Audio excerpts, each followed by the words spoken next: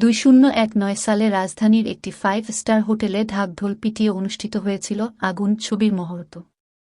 বদিউল আলম খোকনের পরিচালনায় এ ছবির মূল আকর্ষণ ছিল সুপারস্টার শাকিব খান। নির্মাণের 6 বছর পার হলেও এখনও মুক্তি পায়নি আগুন। সম্প্রতি সোশ্যাল মিডিয়ায় চাউর উঠেছে আসন্ন কোরবানির ঈদে আগুন মুক্তি পাবে, কিন্তু খোঁজখবর নিয়ে ঈদে মুক্তির খবরের সত্যতা মিলল না। পরিচালক বলছেন, ছবির সম্পূর্ণ শুটিং শেষ। মুক্তির বিষয়ে তিনি নিশ্চিতভাবে কিছুই জানেন না। মার্কেটিং টিম দেখভাল করছে। বলিউড আলম খোকন বলেন, আগুন অ্যাকশন সিনেমা, সেহেতু কোরবানি ঈদে হয়তো মুক্তির পরিকল্পনায় আছে। এর বেশি আমি কিছু জানি না। আমার কাজ সিনেমা তৈরি করা, এরপর আমার কোনো কাজ নেই।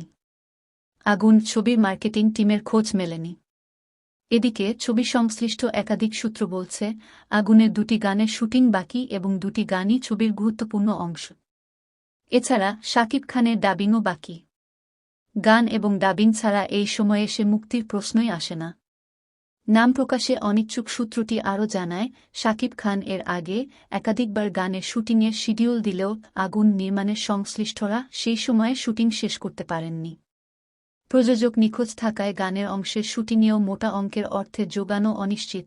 বর্তমানে শাকিব খান তার নতুন ছবির জন্য দীর্ঘদিন ধরে প্রস্তুতি নেন এবং লুক পরিবর্তন করেন। আগামীতে তার একাধিক ছবির ডেটও তৈরি হয়ে আছে। তাই এই মুহূর্তে তার 6 বছর আগের আগুন ছবির মুক্তি অনেকটা ধোঁয়াশার মধ্যে রয়ে গেছে। ঢাকা, কক্সবাজার সহ দেশের কয়েকটি লোকেশনে আগুন ছবির শুটিং হয়েছিল। শাকিব খান ছাড়াও আগুন ছবিতে অভিনয় করেছেন জাহারা মিতু, আলী-রাজ, সুচরিতা, সাদেক বাচ্চু, রেবেকা রুফ, আফজাল শরীফ, সুব্রত প্রমুখ।